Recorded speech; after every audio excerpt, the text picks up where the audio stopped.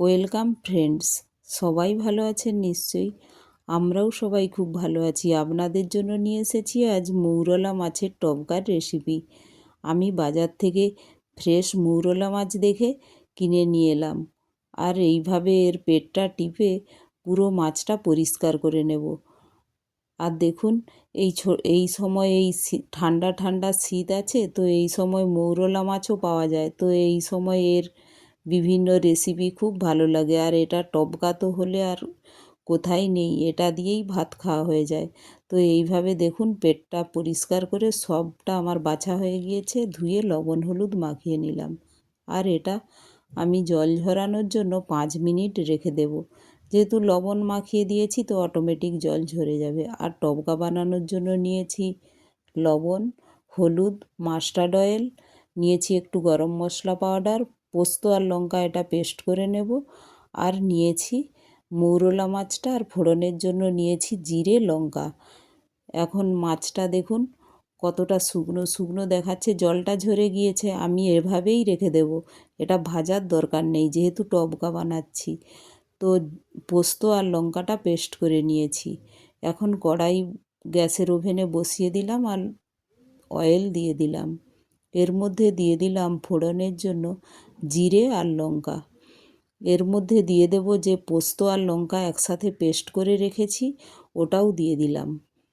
আর এর মধ্যে বাটিটা ধুয়ে জলটাও দিয়ে দেব, আর একটু বেশি পরিমাণে জল দিয়ে এটা কুক হতে দেব। আর এর মধ্যে দিয়ে দিলাম স্বাদ মতো লবণ আর পরিমাণ মতো হলুদ। মশলাটা বেশি কষছি না, তেলের উপরে দিয়েই এগুলো দিয়ে জল ঢেলে দিলাম। দিয়ে এটা যখন ফুটে উঠবে, একটু ঢেকেও দেব এই সময়, তো তাড়াতাড়ি এটা ফুটে ফুটে আসবে। তো ওই সময় যখনই দেখব মশলাটা আমার ফুটে গিয়েছে, তখন ওর মধ্যে দিয়ে দেব কাঁচা মৌরলা মাছ।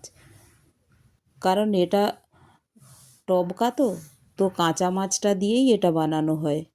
এইভাবে দেখুন দিয়ে দিলাম, আর দেখুন মাছে একটুও জল নেই। দিয়ে এটা কুক হতে দেব। যেহেতু কাঁচা মাছ, তো 5 মিনিট এটা কুক হতে লাগে। আর ভাজা হলে তো ওটা দেওয়ার পরেই ওর হয়ে যায়, কিন্তু এটা যেহেতু কাঁচা মাছ দিচ্ছি, তো কুক হতে 5 মিনিট ইনস্ট্যান্ট আমি কুক হতে দেব। তো দিয়ে ঢেকে দিয়েছিলাম, দেখুন 5 মিনিট হয়ে গিয়েছে। এখন এর মধ্যে মাছগুলো দেখুন কুক হয়ে গিয়েছে। তো এর মধ্যে দিয়ে দেব গরম মশলা পাউডার, দিয়ে আমি একটু রেস্টে রেখে দেব। এটা আমার মা খুব সুন্দর বানাতো, তো মায়ের রেসিপি কারণ আমি এটা অন্য কোনো বাড়িতে খাই না, আমি মায়ের কাছেই খেয়েছিলাম। এটা মা বাবার জন্য খুব বানাতো। তো এখন আমি খাওয়ার পরে যখনই মৌরলা মাছ দেখতাম, তখনই এই টবকা ঝোলটার কথা খুব মনে পড়ে। গরম ভাতের সঙ্গে এই ঝোলটা মেখে খেতে এত সুন্দর লাগে, কি বলবো।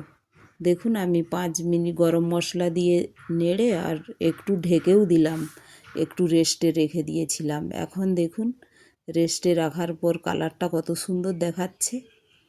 তো এটা গরম ভাতের সঙ্গে এত সুন্দর লাগে।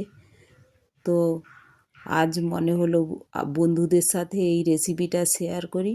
তো আপনারাও এভাবে একবার বানিয়ে খাবেন, দেখবেন কতটা সুস্বাদু। আর আমার রেসিপিগুলো যদি ভালো লাগে, একটা লাইক, শেয়ার ও সাবস্ক্রাইবও করে দেবেন। Thank you.